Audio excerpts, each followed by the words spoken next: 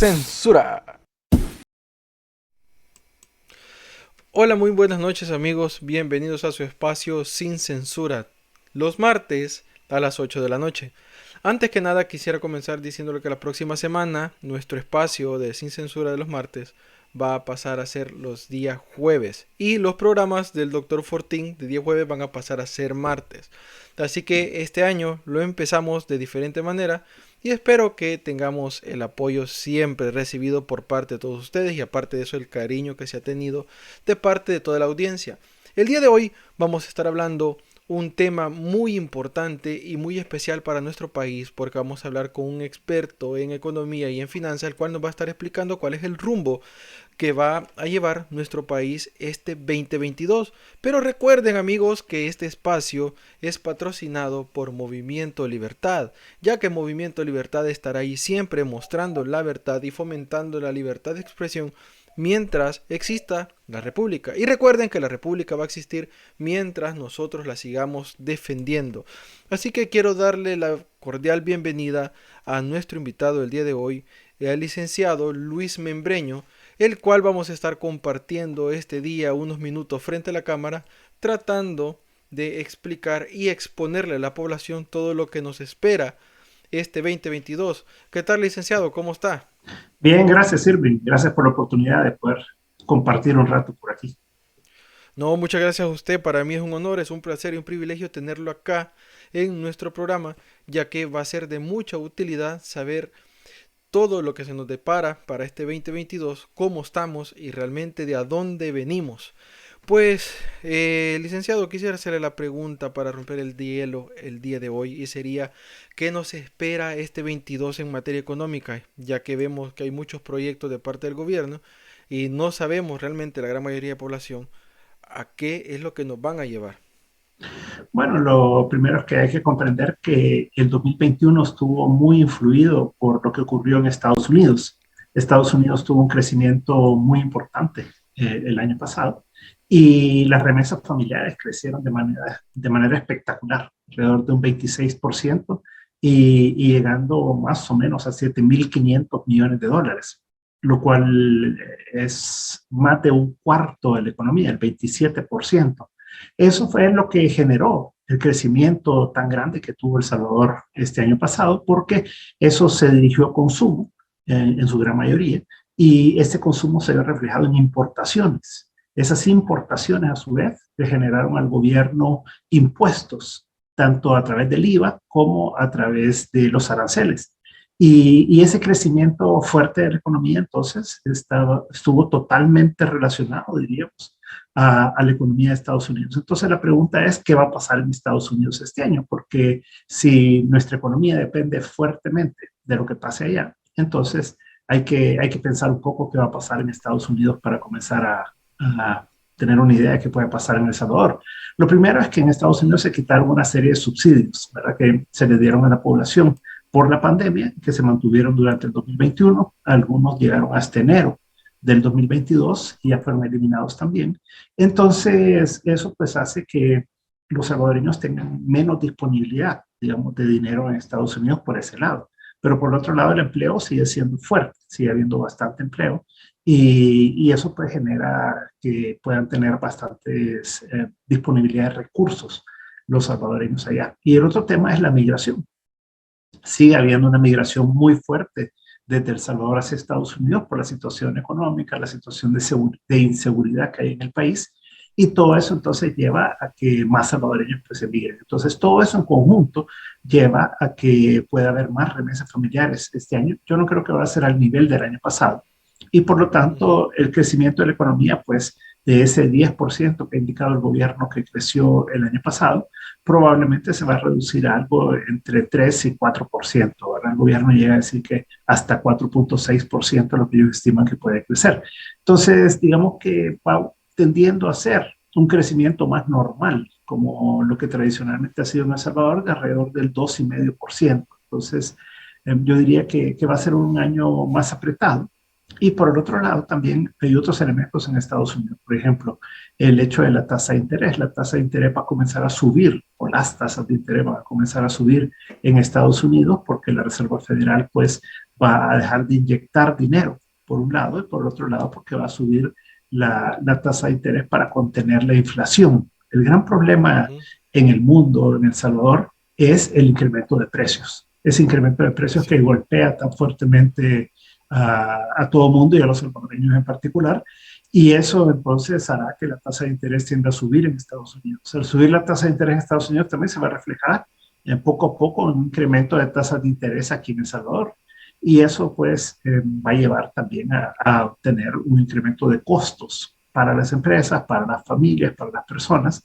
Y todo eso en conjunto pues va a llevar a que haya pues menos recursos disponibles este año. Por lo tanto, la expectativa en general es precios más altos, por un lado, un crecimiento menor, por lo tanto el empleo también va a crecer menos que el año pasado, lo cual afecta a muchísimas familias pues, que tienen una necesidad de poder conseguir un empleo formal también en el país. Entonces, creo que va a ser un año más complicado que el año pasado, todavía mucha incertidumbre sobre qué puede pasar en el segundo semestre, si la inflación se va a tender a reducir en el segundo semestre o no, pero el primer trimestre está bastante delimitado. Y el otro tema importante para El Salvador es todo esto que lo podemos llamar el riesgo país.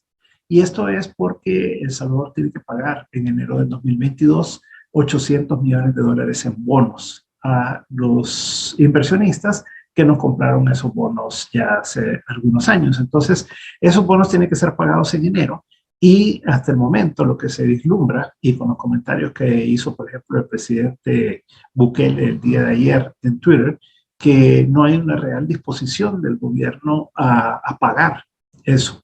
Y por lo tanto, eso está encareciendo fuertemente el riesgo, encareciendo la tasa de interés para El Salvador, porque no hay confianza de que este gobierno vaya a honrar ese compromiso de pago en enero del 2023, ¿verdad? Entonces, son una serie de elementos que hay ahí en el ambiente y que al final de cuentas, pues va a ser un año más complicado que el 2021. O sea que podemos resumir y hablando en palabras coloquiales que todo lo que le afecta a Estados Unidos viene a afectar a El Salvador también, como por ejemplo, si Estados Unidos tiene un principal problema económico, hasta cierto punto El Salvador está siendo afectado también, ¿verdad? Entonces, a todo esto, si nosotros sabemos que hasta el día de hoy dependemos de la estabilidad económica de Estados Unidos, de lo que hace Estados Unidos con respecto a la materia de ingreso y egreso, entonces, ¿cómo podemos definir la situación entre El Salvador y Estados Unidos hablando políticamente? Porque yo sé que hay una gran probabilidad de que esté afectándonos para este año las malas relaciones que tiene El Salvador con el gobierno de Estados Unidos. No sé si habrá alguna forma que nos afecte a nosotros como salvadoreños, llámese en remesas o llámese en sanciones. Sí, la verdad que, como se dice desde hace muchísimos años, ¿verdad? Cuando Estados Unidos estornuda, a nosotros nos da gripe, ¿verdad? Cada vez es Ujú. más cierto ese dicho porque cada vez dependemos más de Estados Unidos. Tenemos el dólar como moneda de curso legal, a pesar de que han querido decir que el Bitcoin también, el Bitcoin no tiene mayor relevancia en el país, ¿verdad? Excepto para todo lo que el gobierno está gastando en esa aventura, pero es el dólar, la moneda de curso legal. Por el otro lado, la inversión también que viene de Estados Unidos, ya sea a través de remesas familiares o a través de inversión de empresas. Aquí el país pues también depende fuertemente de Estados Unidos, las importaciones, las exportaciones, también el empleo, por ende. Entonces, sí es una relación muy estrecha la que hay entre El Salvador y Estados Unidos, que lo ha habido por muchísimos años. Entonces, el que el gobierno tenga malas relaciones con Estados Unidos, que se vaya peleando con ellos, que no quiera honrar compromisos, que crea que puede ser independiente de la economía de Estados Unidos, eso no quiere decir políticamente, sino quiere decir en la práctica, ¿verdad? Que dependemos fuertemente de Estados Unidos y las familias salvadoreñas dependen de esas remesas familiares. Pues al final de cuentas, el TPS, por ejemplo, depende de la decisión del presidente Biden de si lo amplía o no, y toda la política migratoria también depende de esas relaciones, ¿verdad? Entonces, yo creo que el gobierno debería ser pues, más consecuente y más realista en el sentido de decir, tenemos que mantener buenas relaciones con Estados Unidos, porque si se corta el flujo de remesas familiares, por ejemplo, hacia El Salvador, eso tendría un impacto devastador en la economía. Y si por otro Ujú. lado también se nos impone sanciones, por ejemplo, como que se suspende la aplicación del CAFTA, o sea, el Tratado de Libre Comercio entre Estados Unidos y Centroamérica, dentro de lo cual El Salvador está inmerso en esto. Entonces se ha hablado en el Congreso, en el Senado de Estados Unidos, de suspenderle ese Tratado de Libre Comercio a Nicaragua y El Salvador por todas los problemas que hay con los gobiernos de ambos países. Entonces, yo creo que lo último que necesitamos en este momento es que vaya a haber sanciones de parte de Estados Unidos hacia El Salvador y por lo tanto el gobierno de El Salvador debería replantearse realmente esa actitud, esa confrontación y todo eso que está haciendo con respecto a Estados Unidos que no nos lleva a nada bueno, ¿verdad? Entonces, ¿Usted cree, usted cree, licenciado, que una de las estrategias que utilizó el gobierno con respecto a la economía para El Salvador fue ocupar el Bitcoin como como moneda de trascendencia para ir dejando a un lado el dólar? yo creo que en primer momento el presidente y su gobierno pensaron que el Bitcoin podía sustituir al dólar. Ellos están bien enfocados en creer que el sistema financiero internacional, multilateral y privado va a desaparecer en el mundo y que el nuevo sistema financiero que se está creando alrededor de los criptoactivos es el que va a sustituir a este sistema de financiamiento. Y entonces creen que pueden emitir bonos, por ejemplo, en bitcoins, que por lo tanto ya no necesitan tener un acuerdo con el Fondo Monetario Internacional, que no necesitan entonces pagar los bonos que se deben a los inversionistas privados y que van a poder entonces emitir miles de millones de dólares en bitcoins y que eso les va a ser comprado y que por lo tanto ya no tienen que estar sujetos a esos controles que hay a través de organismos multilaterales, por ejemplo, como el Fondo Monetario Internacional. Yo creo que ahí se equivoca, ¿no? Se equivoca fuertemente en creer que el Bitcoin va a ser el sustituto del dólar y que va a poder financiarse el gobierno de El Salvador ilimitadamente, porque ha hablado de cambiar toda la deuda externa de alrededor de 11.600 millones de dólares a bitcoins y que va a obtener estos 1.000 millones en los bonos para crear Bitcoin City y la forma de repago de esos bonos, y que además va a poder financiar el presupuesto de este año. Esto implica alrededor de 14.000 millones de dólares en total, lo cual no se ve muy lógico, pero es la gran apuesta del gobierno. Entonces la pregunta es si se equivoca el gobierno en esta apuesta, como se ha equivocado con el Bitcoin, desde que tuvo todos los problemas con Archivo Wallet y toda la falta de capacidad de implementar el Bitcoin como moneda de curso legal en el país. Entonces la gran pregunta es, ¿qué va a pasar? ¿Verdad? O sea, si no logra financiarse por medio de este otro mecanismo, entonces se va a quedar sin financiamiento el gobierno. Y entonces, ¿cuál va a ser la opción? Crear una nueva moneda, crear una moneda virtual nacional y generar un problema de devaluación, de inflación, etcétera. Entonces, como que se va poniendo el gobierno cada vez en más problemas en la medida que no acepta la realidad de que somos un país que tiene que interactuar con Estados Unidos, que tiene que interactuar con el dólar, ¿verdad? Porque al final de Ujú. cuentas, pues no es posible aislarse del mundo de esa manera y menos de Estados Unidos. Sí, yo creo que esa es una de las decisiones que se han tomado. Primero, ha sido muy a la ligera. Y segundo, no se estudió y ni siquiera se entrenó a la población para poder eh, llevar a cabo este tipo de proyectos. Entonces, yo creo que la gran mayoría de personas hoy en día están en desacuerdo para el uso de este tipo de criptomoneda, por decirlo así, porque existen Uh -huh. muchas criptomonedas, pero en sí se ha enfocado en el Bitcoin. Así que vendría haciendo esta otra pregunta, licenciado, usted como economista, ¿cree que el Bitcoin es la solución ahorita para los problemas económicos del Salvador? ¿Y cree usted también que este es el principal motivo de las marchas que se han estado dando desde el año pasado y esta marcha que acaba de pasar el 16 de enero? Yo creo que el Bitcoin es una apuesta equivocada, porque en ningún momento el Bitcoin fue creado para convertirse en una moneda de curso legal en un país. El Bitcoin es un criptoactivo, es un activo, no es una moneda, Y para lo que sirve es para especular, ¿verdad? Para aquellas personas que tienen excesos de dinero, que tienen deseos de correr riesgos y correrse la volatilidad que tiene el Bitcoin. Entonces, invierte en eso una parte de su capital, de su portafolio, de su dinero.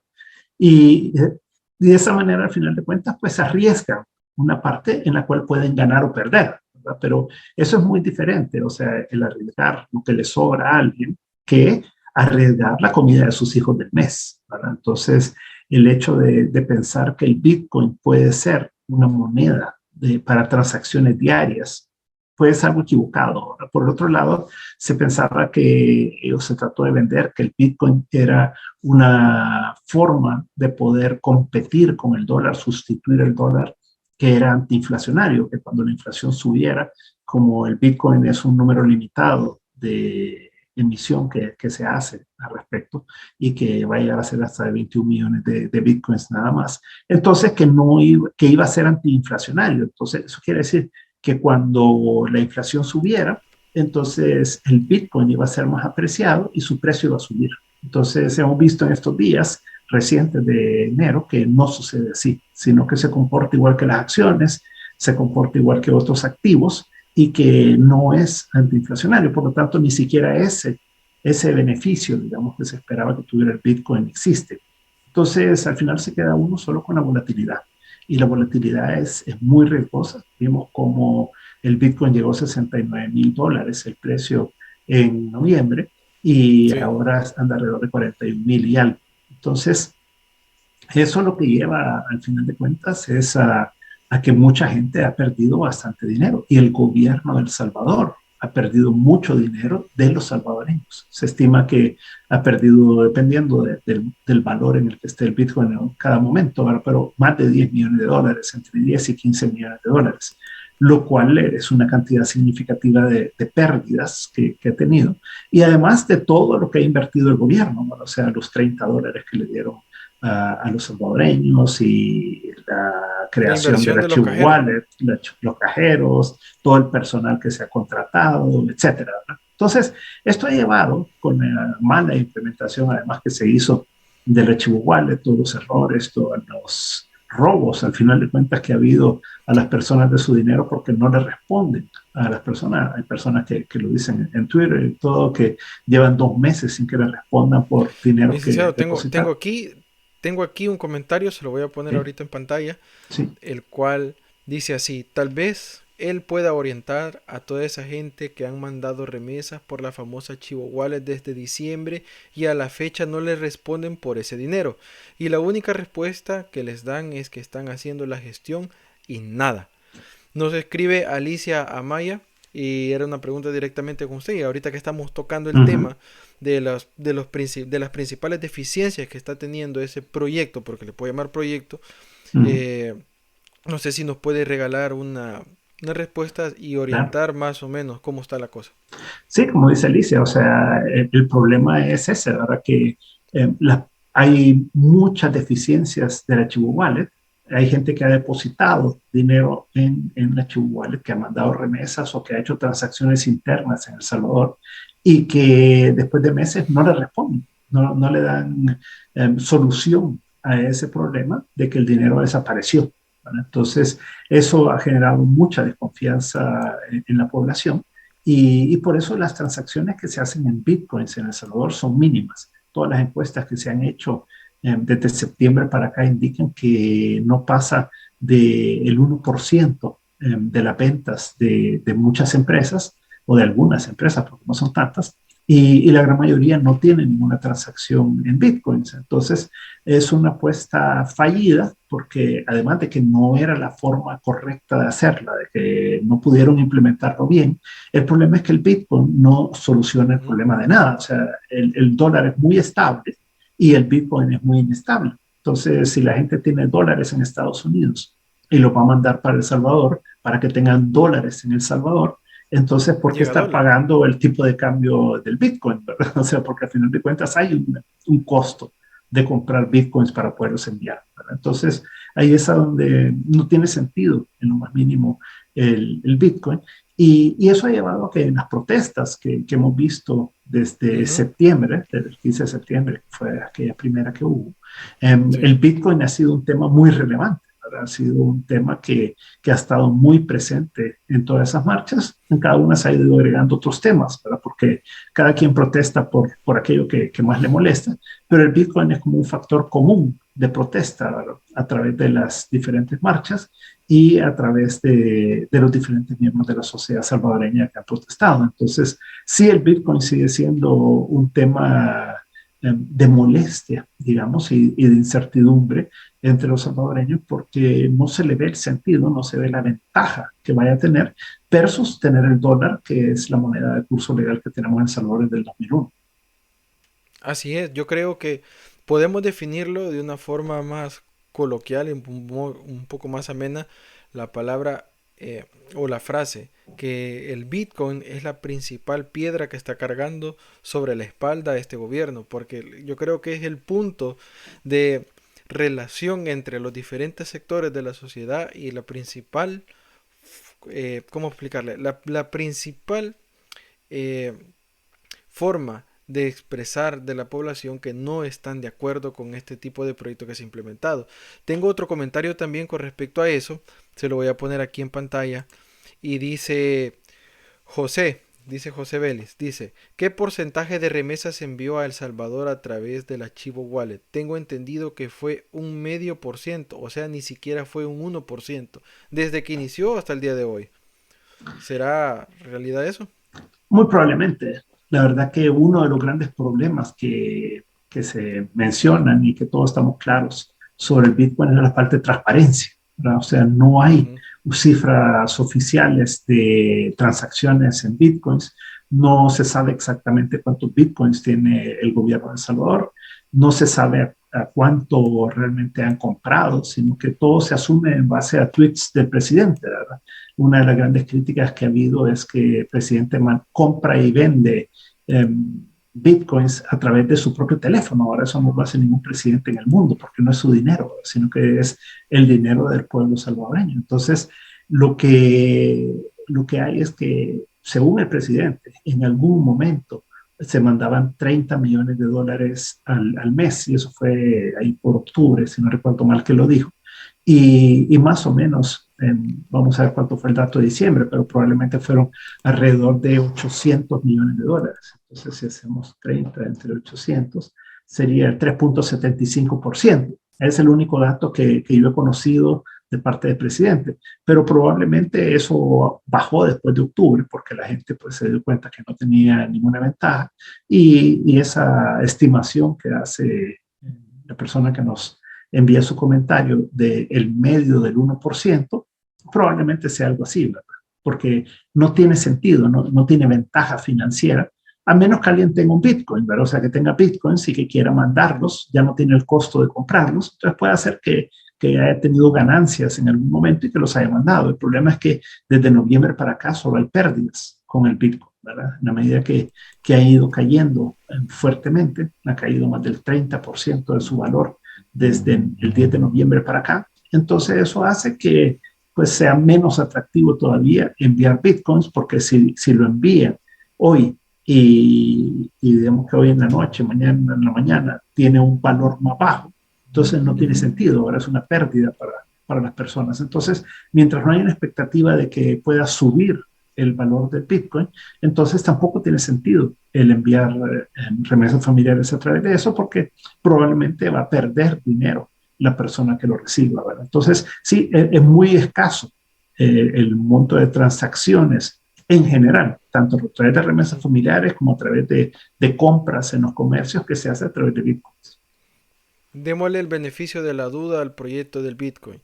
Y usted como economista nos puede dar una ventaja a nosotros como pueblo salvadoreño que tengamos por el uso de esta criptomoneda.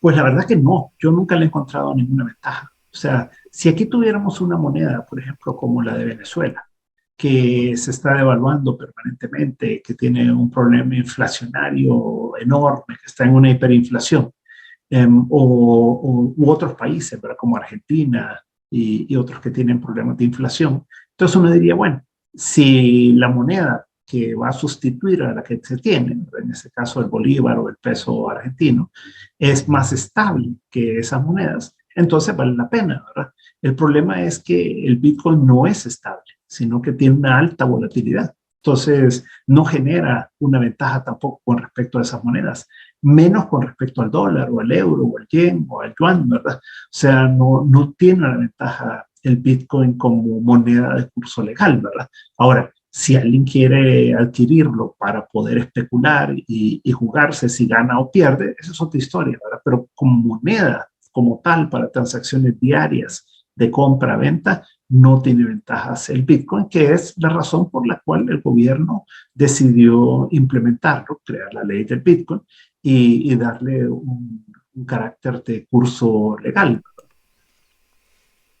Más que todo, yo creo que la adopción del Bitcoin fue más que todo un capricho, porque si nos remontamos a cómo se generó esta ley, fue en menos de una semana. En materia económica, ¿cómo podría usted catalogar esa decisión de tener una moneda para todo un país en menos de una semana? Aunque ellos dicen que se planificó desde hace mucho tiempo atrás. Lo que pasa es que primero no puede haber sido mucho tiempo, porque este gobierno no lleva mucho tiempo ahora, pero, Ah, buen eh, punto, buen sí, punto.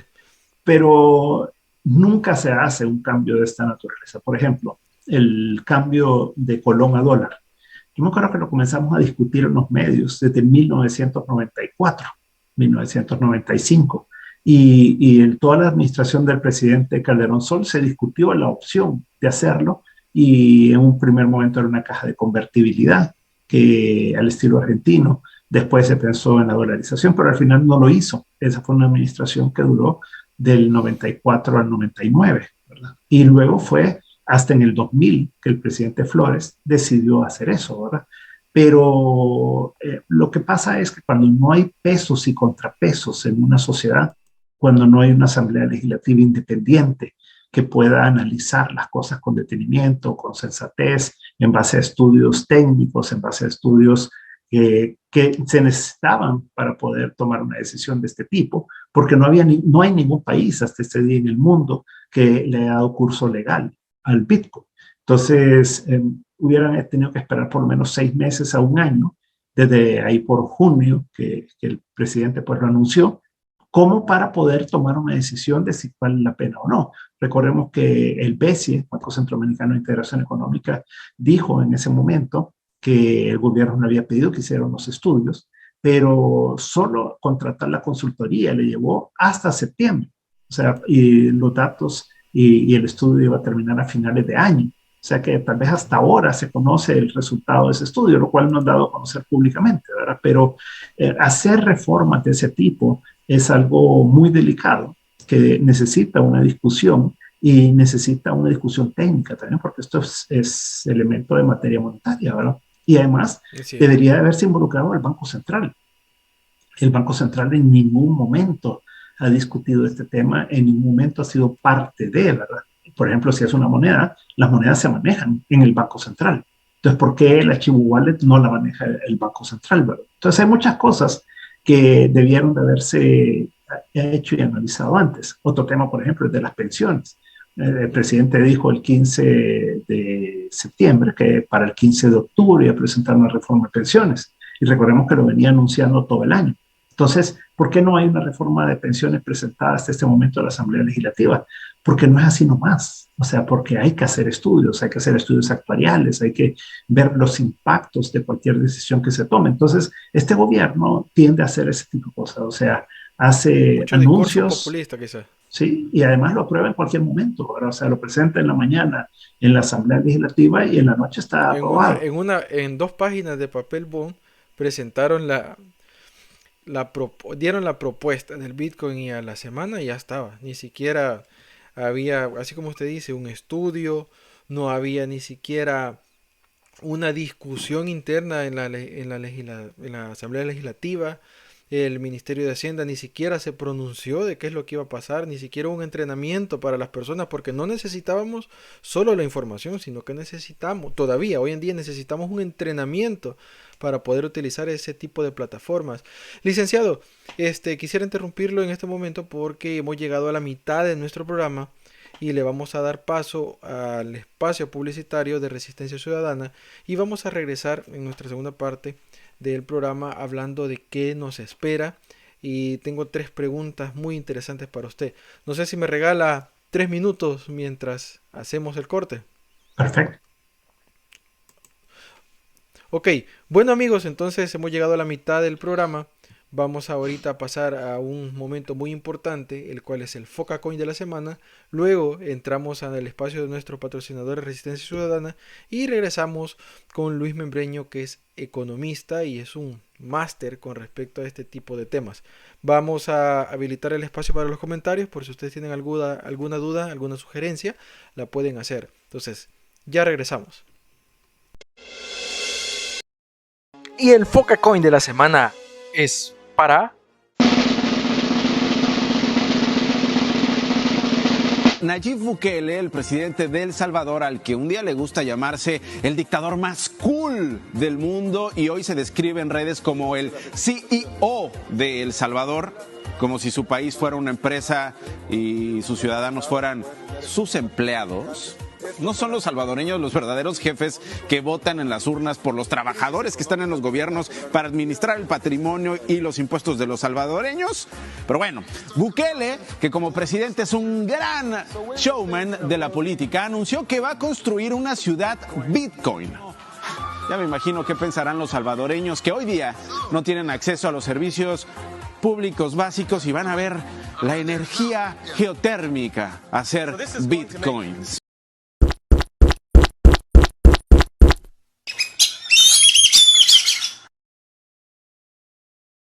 Muy bien, Foca. Premio. Ahí va. Eso es.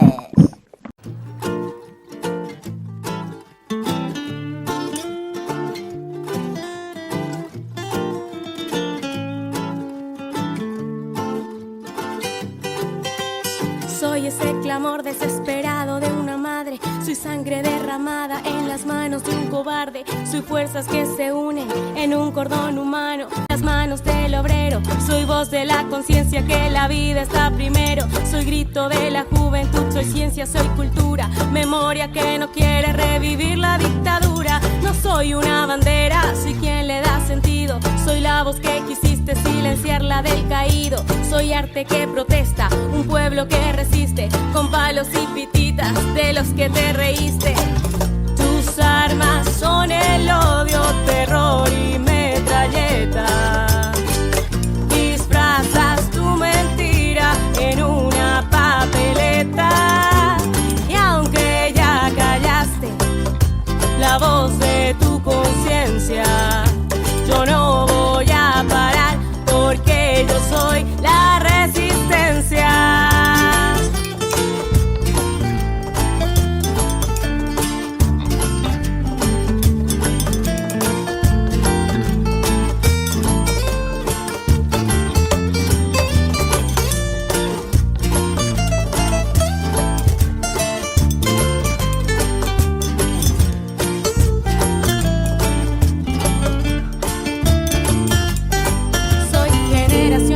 La excepción de tu regla, si te estorbo te adelanto, con dinero no se arregla. Los mismos niños que ayer te vimos entrar, somos los hombres y mujeres que te vamos a sacar. Soy el trabajo de mi tierra, llanos, valles y altiplano, explotada y repartida por la angurria de un tirano. Soy creyente cansado de poner la otra mejilla, pero hay líderes de pie y nunca un pueblo de rodillas. Soy el que te apoyaba y ahora no te respalda.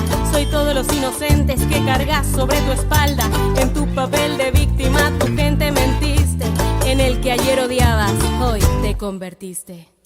Tus armas son el odio, terror y metralleta. Disfrazas tu mentira en una papeleta. Y aunque ya callaste la voz de tu conciencia, yo no voy a parar porque yo soy la resistencia. Soy un bosque en llamas, fauna y flora en emergencia. Soy un bombero voluntario en hora de impotencia. Ahora nadie se rinde, ya no existe, no puede.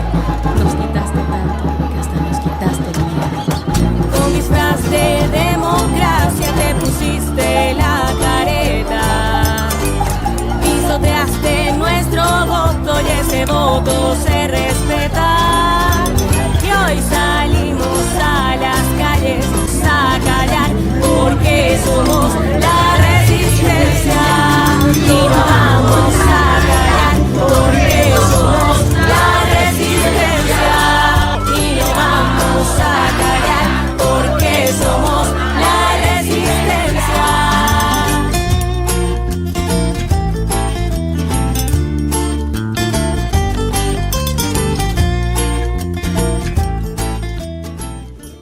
Bueno amigos, sean bienvenidos a nuestra segunda parte del programa. Estamos hablando acerca de la economía de nuestro país, de lo que fue, de lo que es y de la proyección para este año. Para eso tenemos aquí a Luis Membreño, economista, el cual nos va a ayudar a definir un montón de términos que posiblemente nosotros no entendamos, pero vamos a intentar desarrollar el tema de una manera un poco más amena para que nos vayamos servidos con mucha información de lo que nos espera en nuestro país. Recuerden que Movimiento Libertad está en todas las redes sociales. Aquí abajo en la descripción del video van a quedar todos nuestros links de nuestras redes sociales para que ustedes puedan seguirnos, y con un like o un compartido que nos den, ustedes están ayudando a este proyecto y también están haciendo patria, porque sabemos que estamos aquí para defender nuestros derechos y nuestra libertad de expresión. Así que le damos la bienvenida al licenciado Luis Membreño en nuestra segunda parte. Licenciado, muchas gracias por estar aquí con nosotros. Quisiera iniciar esta segunda parte haciendo la pregunta siguiente: ¿qué tipo de ley se necesita para una mejor estabilidad económica en nuestro país? Yo creo que el país tiene suficientes leyes y las leyes que ha estado creando la Asamblea Legislativa, y sin discusión alguna, nada, no ayudan en lo más mínimo a la economía salvadoreña, a los salvadoreños. Creo que lo que se requiere más es un diálogo nacional en el cual se discuta el rumbo del país, ¿verdad? Porque el rumbo no se conoce. El presidente sale cualquier día con cualquier idea e inmediatamente la puede implementar, porque no tiene ningún tipo de barreras ni de tamices en la Asamblea Legislativa, y por lo tanto creo que son las leyes lo que está generando esta Asamblea Legislativa, lo que está generando a su vez una incertidumbre muy grande a nivel económico, a nivel social en el país. Entonces, creo que no se necesitan leyes, lo que se necesita es diálogo, lo que se necesita es apertura de parte del gobierno para que diferentes actores de la sociedad, porque al final de cuentas el crecimiento económico, el empleo, el beneficio de la población no lo genera el gobierno, sino que lo generan las empresas a través de su accionar, a través de sus posibilidades de exportar, por ejemplo, de producir. Eso genera empleo, genera ingresos para la población. Entonces, lo que se requiere es un diálogo nacional. Se requiere que no se estén aprobando ese tipo de leyes sin consultas todos los martes. Aquí hay que estar pendientes todos los martes en la mañana de ver qué es lo que entra a la Asamblea Legislativa. Por ejemplo, el gobierno ha dicho que va a presentar 20 leyes financieras a la Asamblea Legislativa en los próximos días, y eso sabemos que si lo presenta el martes en la mañana, en la noche está aprobado sin ninguna discusión, ¿verdad? Y no sabemos qué tipo de leyes financieras son las que van a presentar. Aparentemente mucho tiene que ver con el Bitcoin, con la emisión de estos bonos volcán, que le ha llamado a nivel internacional la comunidad internacional, y esto pues genera mucha incertidumbre, porque no sabemos realmente el rumbo que va a llevar el país. Creo que lo que se requiere, más allá del Bitcoin y ese tipo de apuestas y con grandes costos para todos, tanto a nivel financiero como a nivel operativo, como a nivel familiar. Aparte de eso, lo que se requiere realmente es cuáles son las apuestas estratégicas que va a tener El Salvador. ¿Cómo vamos a hacer para poder crecer, para poder generar inversión, para generar confianza en el país, para que haya más empleo? Porque al final de cuentas hay muchísimos jóvenes, por ejemplo, que entran a la fuerza laboral cada año. Más de 50,000 jóvenes entran a la fuerza laboral cada año, y en promedio se generan menos de 20,000 empleos por año. Entonces, lo que tiene que haber es un diálogo nacional en el cual se dé confianza para que haya inversionistas nacionales y extranjeros que inviertan en el país, que generen empleo. Todo esto obviamente le beneficia al gobierno porque le va a generar más impuestos. Y eso entonces le resuelve el problema fiscal también al gobierno. Entonces, lo que se necesita es un círculo virtuoso del crecimiento, ¿verdad? Que beneficia a la población, que beneficia al gobierno también, y que se deje de seguir con todos estos madrugones, con todas estas leyes que lo único que hacen es generar más incertidumbre y menos beneficios para la población. Hace un par de programas atrás tenía como invitada aquí a una colega que fue candidata a diputada y nos dice, yo le tengo miedo a los martes porque los martes son martes de endeudamiento. Entonces me causa gracia porque inconscientemente eso está pasando, todos los martes se están endeudando. Entonces quisiera hacerle, con alusión a esta frase que le estoy diciendo, si usted tuviera la oportunidad de estar un martes en una plenaria, ¿qué les dijera a los diputados o qué les recomendaría a ustedes a los diputados hablando en materia económica? Yo lo que les recomendaría es que haya discusión de los temas, ¿verdad? Porque puede hacer que algunos temas sean válidos y puede hacer que otros no, ¿verdad? Entonces, pero nadie tiene la verdad absoluta.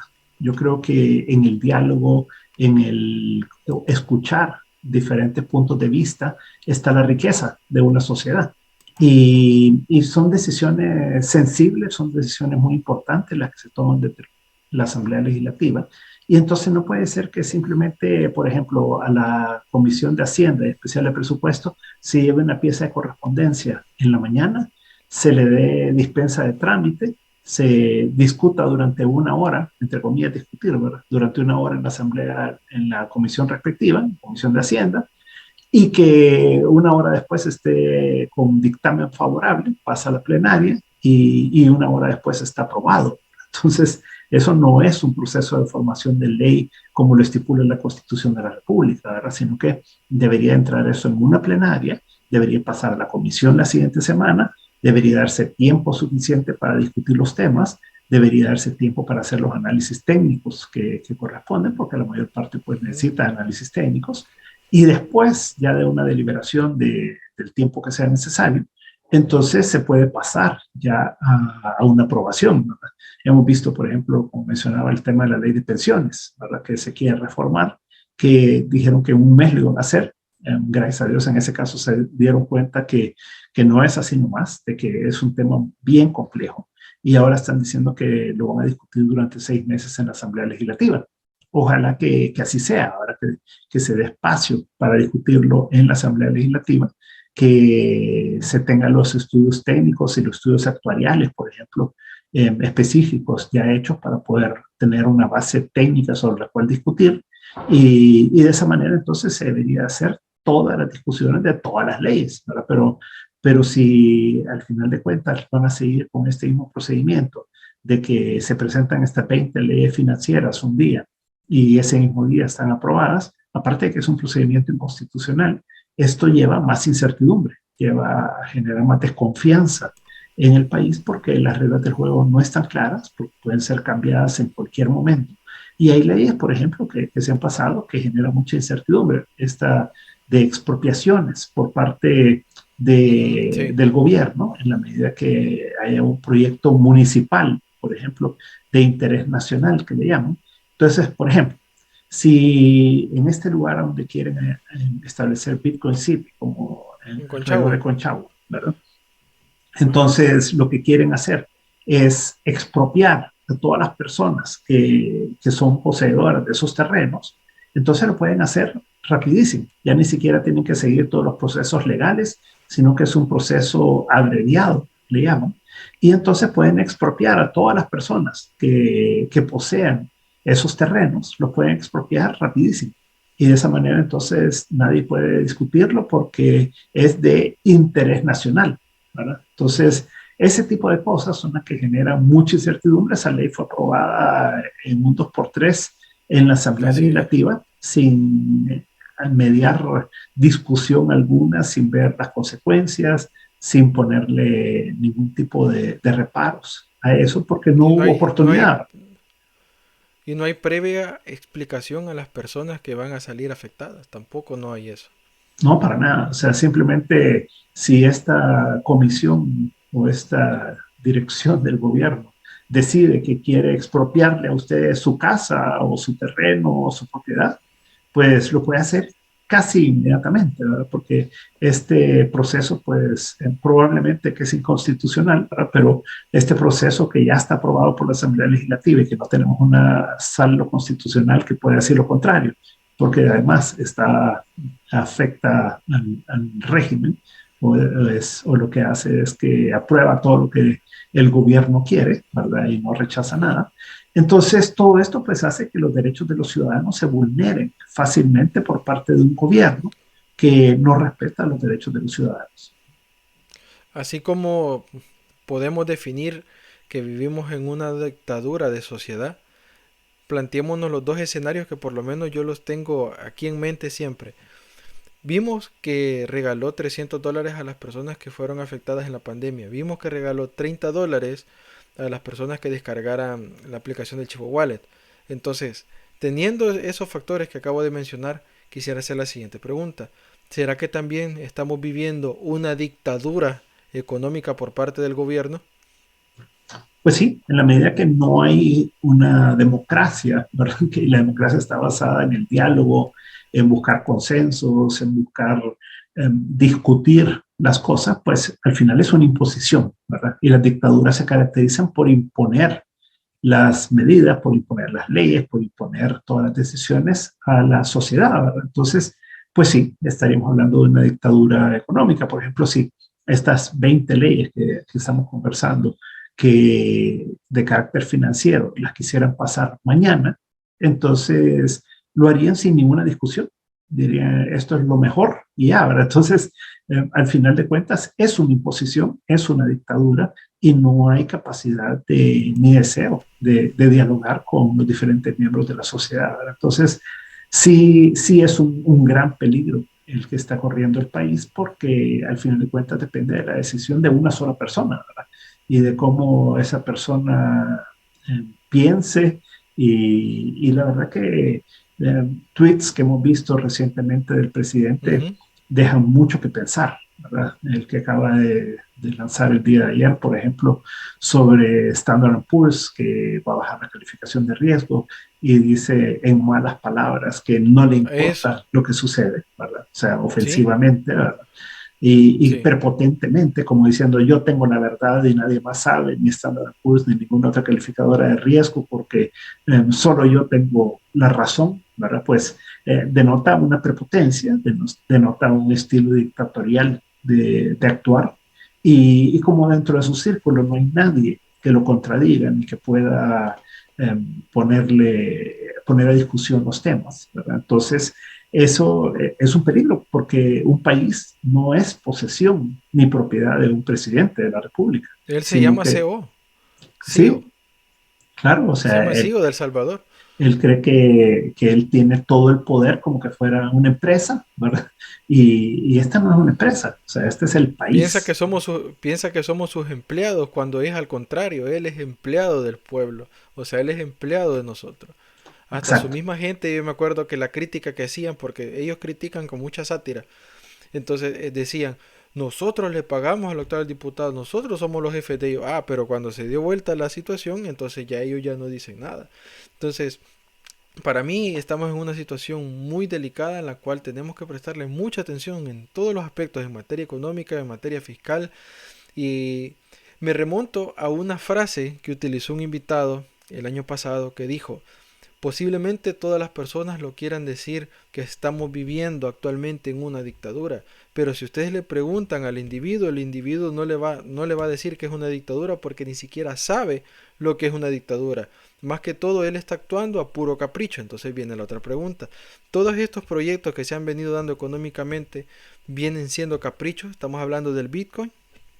Definitivamente. O sea, son ideas que se le meten al presidente en la cabeza, ¿verdad? O que se las meten en la cabeza a otras personas, ¿verdad? Él compra la idea y la impone, ¿verdad? Entonces, si el presidente hubiera discutido el tema del Bitcoin con otras entidades, personas, ¿verdad? O sea, si lo hubiera discutido a nivel de los organismos multilaterales, si lo hubiera discutido con otro gobierno, si lo hubiera discutido con centros de pensamiento en el país y afuera, y hubiera escuchado opiniones, hubiera hecho los estudios respectivos, hubiera llegado a la conclusión que no era el camino correcto, ¿verdad? Que no era una buena opción el tratar de implementarlo como moneda de curso legal. Por eso es que nadie lo ha hecho en el mundo. Entonces, él lo llama que es valiente, que es atrevido, que no, o sea, eso es ser tonto. Pues. O sea, uno no puede guiarse por caprichos y por corazonadas para hacer las cosas, sino que tiene que ser sobre la base de hechos reales. Y en el mundo hay muchas personas que analizan todos estos temas, hay mucha literatura que se ha venido desarrollando en los últimos años. Entonces, ¿qué le costaba haber discutido con toda esta gente? Ahora, el problema es que tal vez no tenía los argumentos para poder defenderlo. Entonces prefería nada más imponerlo. Entonces yo creo que el problema del presidente y de su equipo es que no tienen la capacidad de discusión, no tienen el conocimiento técnico, no tienen el conocimiento completo de las cosas, sino que son aprendices en todo este tema económico, pero creen ser masters, ¿verdad? Y cuando un doctor en economía y premio Nobel como Steve Hanke les dice que es un error, pues entonces sale el presidente y lo insulta, ¿verdad? Y Sí, lo ataca. un clásico, ¿verdad? Un clásico.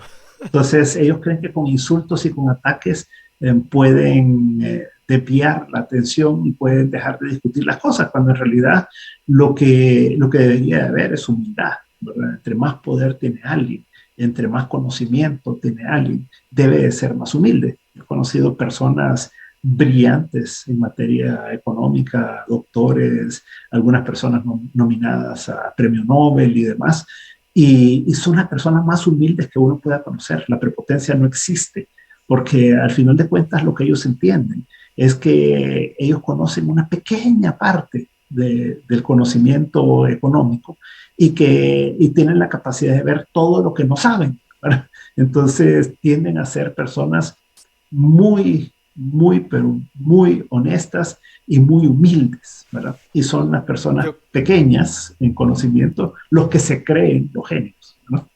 Yo creo que por este tipo de cosas que estamos ahorita hablando, sacando el perfil psicológico de este personaje, creo que por eso Estados Unidos tomó la decisión de ser observador de El Salvador y no actuar con nosotros. ¿Será que esto o esa decisión que se ha tomado nos va a afectar? Yo sé que sí nos va a afectar grandemente, pero ¿será que nos va a afectar ya en corto plazo o en largo plazo? Yo creo que es un tema de mediano plazo. Estados Unidos es un país que se toma su tiempo, que ve los timings políticos también, ¿verdad? Tanto de la política interna de Estados Unidos como la de El Salvador, y actúa en los momentos que corresponden. Ahora, esta administración la he visto más fuerte, por ejemplo, que la administración Trump, ¿verdad? Y que otras administraciones en el pasado. Entonces, ojalá que ellos sigan por este camino, que sigan presionando para que se respeten los derechos humanos, para que se respete la democracia, la institucionalidad democrática en el país, ¿verdad? Porque de lo contrario vamos en un retroceso enorme, ¿verdad? Y tratando de decir que la historia no ha sido como es, ¿verdad? Que deben reescribir la historia, por ejemplo, con los acuerdos de paz, ¿verdad? Y son cosas que no son un tema de arena FMLN como lo plantean, sino que es un tema de la nación, es un tema de todos los salvadoreños. Entonces, yo creo que en la medida que Estados Unidos pues, pueda seguir en el camino que va de presionar por todos los medios que tenga, pues contribuye mucho a que podamos hacer esta lucha y esta defensa de la democracia, que es a la que estamos llamados todos los salvadoreños. Bueno, muchas gracias, licenciado, por todo lo que nos ha comentado, nos ha expresado, pero estamos llegando ya al final de nuestro programa y quisiera que termináramos el programa como siempre lo hacemos, que venimos acostumbrados haciéndolo, es que siempre el invitado en la última parte para finalizar nos dice qué recomendación le daría a la población con respecto a los temas que hemos estado hablando. Bueno, la recomendación es bien sencilla, ¿verdad? Y es que hay que pedirle cuentas a los gobernantes, ¿verdad? Y los gobernantes me refiero tanto al presidente como a la Asamblea Legislativa, como al sistema judicial. O sea, tenemos que ser ciudadanos empoderados, ciudadanos que sabemos que el poder radica en el pueblo y que el pueblo es realmente el dueño realmente de la democracia, ¿verdad? Y del país. Entonces, lo que debemos de hacer es exigirle al gobierno que presente cuentas, que sea transparente, que no vea al país como una finca y a los salvadoreños como sus empleados, sino que al final de cuentas nos respete como individuos y miembros de la sociedad que somos, que todos merecemos ese respeto y el respeto a los derechos de cada uno de los ciudadanos. Así que empoderémonos y exijámosle a este gobierno como se le debe exigir a cualquier gobierno en cualquier momento de la historia del país. Así es, licenciado. Última pregunta. ¿Estamos a tiempo todavía de rescatar El Salvador en materia económica? Siempre se está a tiempo, o sea, siempre hay una oportunidad para actuar, hay una oportunidad para tratar de influir, digamos, todos en lo que está ocurriendo y nunca darnos por vencidos. Siempre hay que estar claro que no hay mal que dure 100 años, ¿verdad? Ni cuerpo que lo resista y que este gobierno va a pasar y va a dejar de estar en el gobierno el presidente Bukele y algún día va a presentar cuentas y va a tener que responder a todos los delitos y a todo lo que ha cometido en contra del pueblo salvadoreño, ¿verdad? Pero no hay que perder la esperanza, hay que saber que más temprano que tarde se acaba todo gobierno y que estamos a tiempo para luchar y para exigir cuentas, que es justamente lo que todo gobierno debe hacer. Así es. Muchas gracias, licenciado. Para mí es un honor tenerlo por acá. Quiero agradecerle la oportunidad que nos da como Movimiento Libertad poder pasar un rato con usted hablando de este tipo de temas, también ayudándole a la población a tratar de identificar los principales motivos los cuales se pueden ir dando en el transcurso de todo este año de 2022. Y nada más agradecerle y hacerle el llamado también a la población de que si ustedes tienen alguna duda, alguna consulta, algún comentario, lo puedan dejar aquí, el cual creo que con el licenciado vamos a estar viendo los comentarios y posiblemente les estemos contestando, dependiendo la cantidad de comentarios que tengamos, porque tenemos muchos.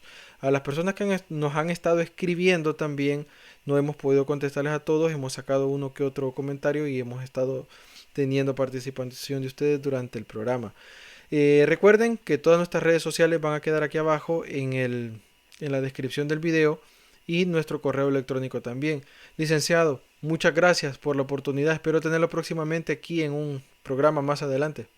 Muchas gracias, Edwin. Un placer y cuando quiera podemos seguir conversando. Buenas noches. Bueno, muy buenas noches. Pásenla bien. Nos vemos el jueves de la otra semana porque cambiamos horario. Hasta la próxima. Muchas gracias.